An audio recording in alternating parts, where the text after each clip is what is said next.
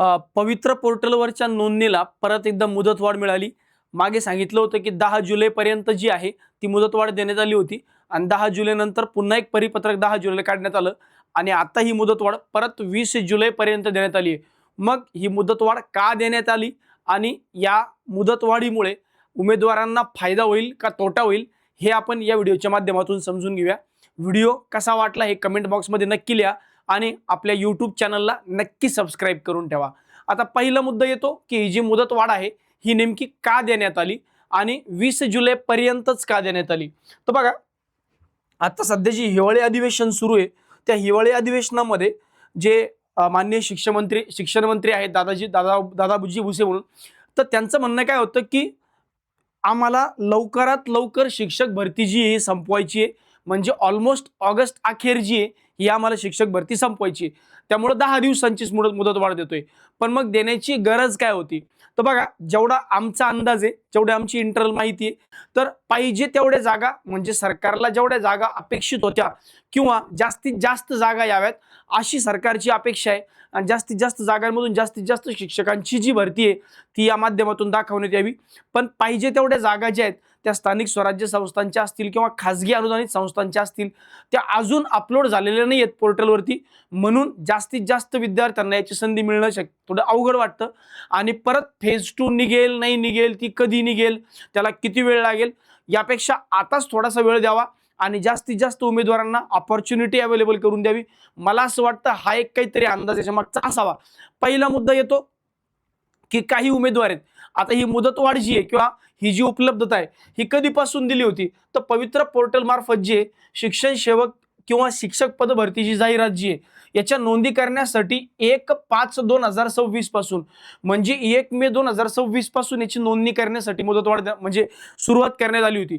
पण आता मे पूर्ण संपला, मे संपला, जून संपला, जुलैच्या आपण मध्यात आता जवळपास, तर 2.5 महिन्यांचा हा कालावधी देण्यामागचं रिझनच ते की बाबा जास्तीत जास्त लोकांची जी नोंदणी आहे किंवा जास्तीत जास्त शिक्षकांच्या जाहिराती उपलब्ध व्हाव्यात आपल्या पवित्र पोर्टलवर, म्हणजे जेणेकरून जास्तीत जास्त उमेदवारांना संधी मिळतील।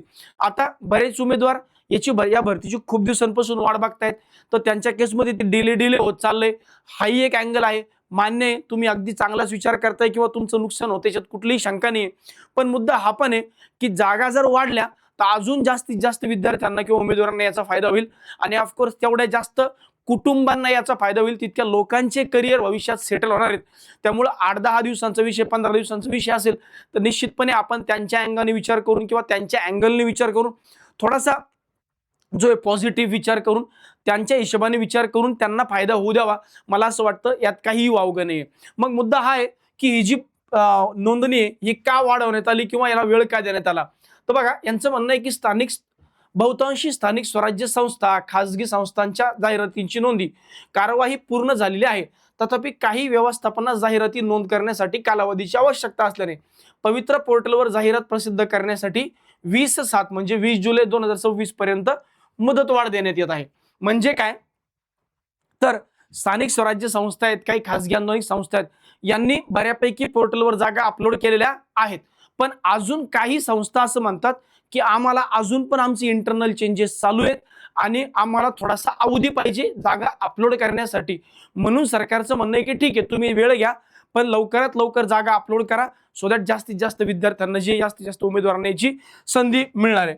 तर राज्यातील सर्व शैक्षणिक संस्था व्यवस्थापनांना आवाहन करण्यात येते की आपल्या अधीनस्थ शाळातील शिक्षकांची रिक्त पदे पोर्टलवर जाहिरात देण्यासाठी या वेबसाईटवर जा आणि लवकरात लवकर संकेतस्थळांना भेट द्या।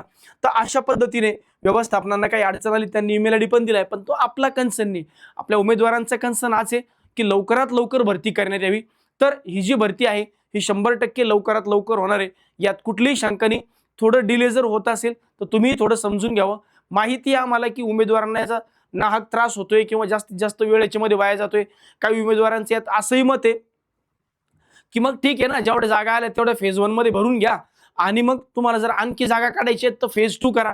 पण यात कसं असतं की सरकारला मोठा आकडा अचानक दाखवता येत नाही, तर तोही एक सरकारच्या अंगाने विचार असतो। आता याच्यामध्ये आपण काही करू पण शकत नाही, ठीक आहे, आपण काही केलं जरी तरी सरकार जे करायचं तेच करतं हे आपल्याही लक्षात येऊन गेले। पण ठीक आहे, एनिवेज आता ऑलमोस्ट फक्त 6-7 दिवसांचा हा विषय, तर तेवढे दिवस आपण थांबावं आणि त्यानंतर मोठी जाहिरातीच्या माध्यमातून किंवा जास्तीत जास्त जाहिरातींच्या माध्यमातून जास्तीत जास्त लोकांना नोकरी मिळेल हीच अपेक्षा आहे आणि जास्तीत जास्त घरांचे जे दिवे आहेत ते पुढच्या ऑगस्टमध्ये उजळतील अशी अपेक्षा आहेत. बघूया काय काय परिस्थिती होती, अजून मुदतवाढ देतात का? आता शक्यता कमी वाटते पण सांगू नाही शकत. पुन्हा काही आस्थापनांनी काही शाळांनी जर सांगितलं की आम्हाला मुदतवाढ पाहिजे तर मग त्याला काही सांगू नाही शकत आपण, पण स्टील आता शक्यता फार कमी वाटते. आणि असं भुसेंनी अगोदरच सांगितलं, माननीय शिक्षण मंत्री जे आहेत त्यांनी अगोदरच सांगितलं की ऑगस्टपर्यंत आम्हाला जास्तीत जास्त जी आहे ही भरती संपवायची आहे. त्यात पुन्हा कला शिक्षक असतील, क्रीडा शिक्षक असतील, संगीत शिक्षक असतील यांना सुद्धा इन्क्लूड करून घ्यायचे. तर एक चांगल्या काही न्यूज ज्या आहेत त्या आपल्या चांगल्या हिशोबाने येत आहेत आणि जास्तीत जास्त लोकांना या नोकरीच्या संधी उपलब्ध होत आहेत. ही एक आनंदाची बाब अशी म्हणावीच लागेल. ठीक आहे, तर बाकी अशाच अपडेटसाठी, नवीन माहितीसाठी आणि ऑथेंटिक माहितीसाठी आपल्या यूट्यूब चॅनलला सबस्क्राईब करायला नक्की विसरू नका. धन्यवाद.